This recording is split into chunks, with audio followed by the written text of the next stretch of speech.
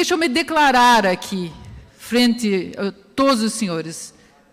Eu sou médica, os senhores sabem, ginecologista de especialidade e legista de especialidade.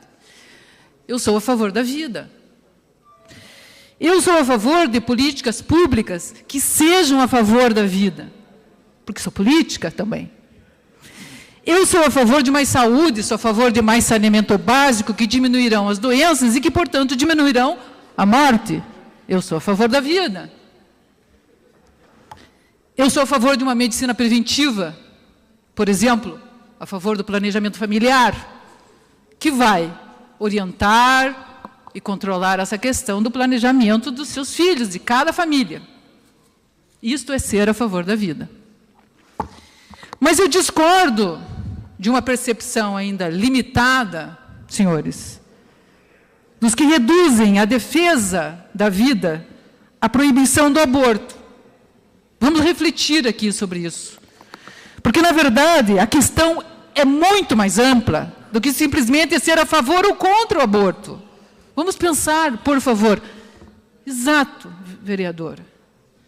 Eu, honestamente, os senhores me conhecem, eu tenho um relacionamento muito bom com todos os senhores vereadores aqui, mas o tema me faz refletir sobre uma questão que chama hipocrisia. Hipocrisia dos que sabem, senhores, que a vida, que essa questão, o envolvimento do planejamento familiar, da questão do aborto, exige reforma estrutural. E que país é este que nós vivemos que não nos dá a condição de fazer reformas estruturais? Nós sabemos disso como legisladores, senhores. Eu sou contra, eu sou médica legista, os senhores sabem disso, eu sou contra o pensamento dos que não admitem o aborto quando ele é praticado por médico e previsto na lei, quando a mulher corre risco de vida e quando ela sofreu estupro. Eu não posso concordar com essas pessoas, eu sou legista, eu obedeço à lei. Então, vamos ampliar o nosso pensamento aqui um pouquinho, não, um bocado mais, porque esta questão é extremamente complexa, não é simplesmente sou contra ou a favor. Eu tenho que dizer aqui, e me sinto na obrigação, porque sou médica e quero colaborar com a cidade de Curitiba, com o plenário da Câmara Municipal de Curitiba, eu tenho que falar um pouquinho da minha experiência, médica ginecologista há 33 anos. Os senhores acham que eu não enfrentei isso no meu consultório? Muitas vezes. Muitas vezes atendi mulheres que me procuraram depois de terem realizado o aborto, que é clandestino. Clandestino. E essas mulheres vão se submeter a risco de vida quando praticam o aborto clandestino. Eu acolhi todas essas mulheres no meu consultório. Tratei das suas complicações. Ouvi essas mulheres, porque os senhores pensam que elas fazem aborto porque estão se divertindo, porque é alegre fazer aborto. Estou alegre hoje, vou fazer aborto. Todas elas sofrem. E nunca, em momento nenhum, como médica, questionei a razão de tê-las, a razão, o motivo pelos quais elas praticaram o aborto clandestino. Nunca. Senhores,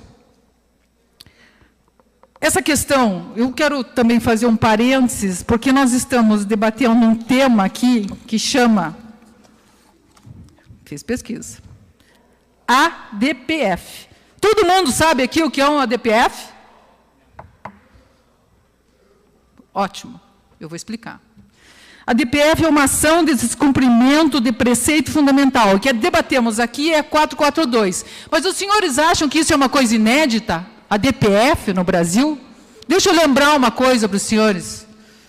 Quem é que lembra que em 2012 a interrupção do anencéfalo foi autorizada para o Supremo? Eu lembro, claro. Temos mais alguém que lembra. Eu trabalhava com isso no Instituto Médico Legal.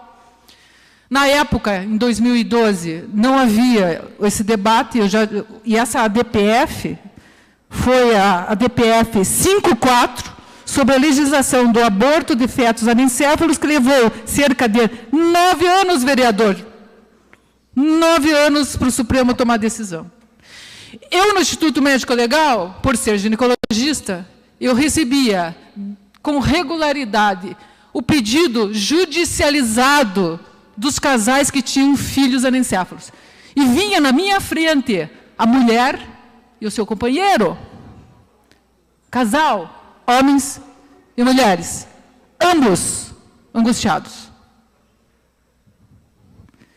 E na época, nós comprovávamos a anencefalia através de exames complementares e todos os meus pareceres foram favoráveis à interrupção. Eu sigo a lei. Se a lei dizia, eu sigo a lei. Sou médica legista. Eu respeito a solicitação do casal, visto que a lei os protege. E esta questão da ADPF, só para que os senhores saibam, está tramitando, ou já tramitou outra, a ADPF 132, que permite a união civil homoafetiva, que nós sabemos e acompanhamos também. Esclarecida essa questão da ADPF, que eu achei importante e necessário, porque não pensem que a ADPF 142 vai ser decidida semana que vem no Supremo.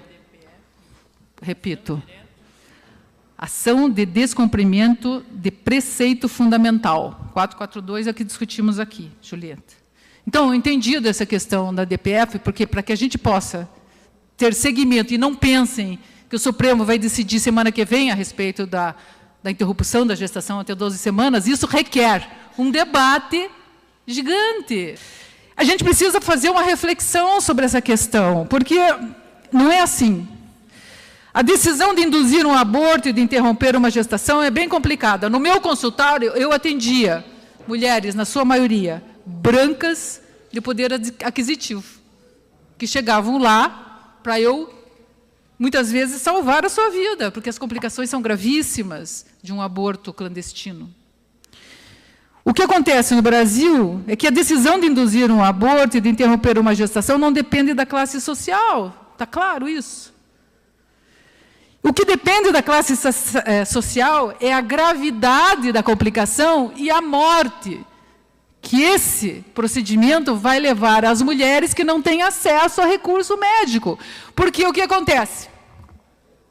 Elas praticam o aborto clandestino e não têm recurso, e têm medo de ir no sistema público serem atendidas nas suas complicações. Porque o sistema público pode denunciá-las, como acontece. Eu mesma assisti isso acontecer. Elas procuram a unidade, procuram um pronto atendimento, procuram um pronto-socorro, e o profissional que atende, julgando pelos seus valores pessoais, as denuncia. Vossa Excelência deseja prorrogar o tempo por mais quantos minutos? Até 10?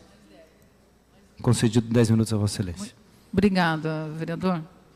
Então, o que eu quero que os senhores façam é uma reflexão sobre esse debate que começa agora no Brasil. A exemplo do que aconteceu com a anencefalia. E pasmem, senhores, eu vou ler o parecer da anencefalia, porque acho importante que os senhores entendam. A maioria dos ministros, na época, em 2012, entendeu que um feto anencéfalo é natimorto e, portanto, a interrupção da gravidez nesses casos não é comparada a aborto, considerando crime penal. Natimorto? Eles consideraram o anencéfalo natimorto. Deixa eu contar para os senhores. O anencéfalo nasce com batimento cardíaco. O anencéfalo nasce com movimentos respiratórios. O anencéfalo nasce e pode ficar horas vivo. Mas o Supremo decidiu que ele era natimorto. Esse debate, senhores, é complexo, polêmico, e, portanto, a gente simplesmente, no meu olhar, não podemos fazer uma manifestação de repúdio que vai levar o nome da Câmara, como se todos nós concordássemos, porque isso é a opinião individual de cada um de vocês. E, embora a grande maioria tenha assinado, eu quero que os senhores pensem nessa questão. se vocês querem ter esse compromisso com esta verdade que é de cada um de vocês, individualmente. Peço uma parte, vereadora. Já vai lá. Deixa eu anotar os nomes aqui. Então, eu me senti na obrigação hoje de trazer esse tema, e voltando à questão da pesquisa das 55% de gestações não programadas no Brasil, veja só, o que resulta numa estimativa de 1,5 milhão de nascimentos ano, essas 55% de gestações não programadas. Além disso, 26% do total desenvolve depressão das mulheres no pós-parto. O impacto para a saúde mental da mulher é enorme e não pode ser desconsiderado. Uma em cada 5 mulheres acima de 40 anos já fez um aborto clandestino. Estatísticas do nosso país, que projeta aqui 503 mil novos casos ano. E o impacto disso sobre o orçamento público, vocês já pensaram também? Então, dentro dessas reflexões que eu quero dividir aqui com os senhores, eu acho que não cabe nem a gente dizer sou contra, sou a favor, eu acho que a gente tem que debater, eu sou muito a favor, porque só num país autoritário não se debatem as coisas. Esse país é democrático, vereadora. Entendemos, então, que seria um absurdo não se debater esse tema.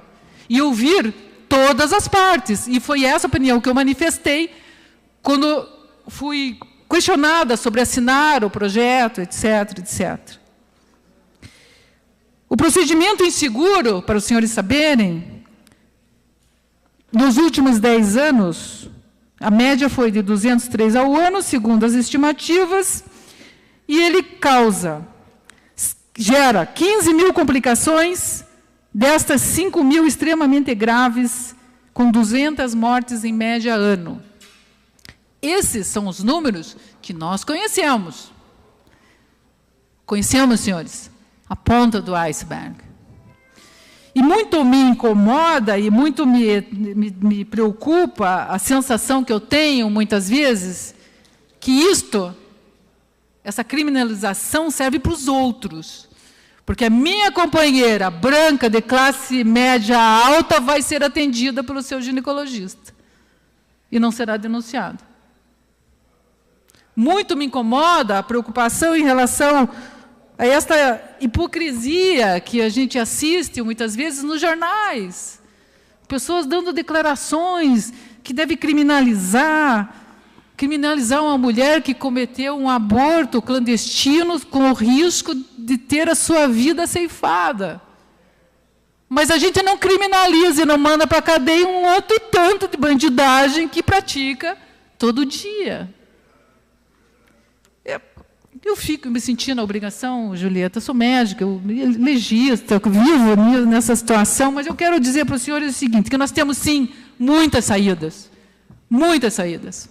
Por exemplo, Curitiba sempre à frente, né, Julieta? Nós vamos fazer hoje o início dessa campanha de planejamento familiar, vamos startar, porque já se observou nas pesquisas que os métodos de longa duração, DIU, Mirena e Planon, diminuem sobremaneira o número de gravidezes não programadas. No Brasil, infelizmente, 2% apenas da população utiliza métodos de longa duração. 2%. Nessa pesquisa que a gente fez, nós vimos que o Reino Unido, 31% das mulheres usam métodos contraceptivos de longa duração, o que leva a uma taxa de gravidez não planejada a 16%. Gente, espero ter sido clara nas minhas colocações, me referenciando a números e verdades que todos assistimos diariamente. Eu repito para todos, eu sou a favor da vida.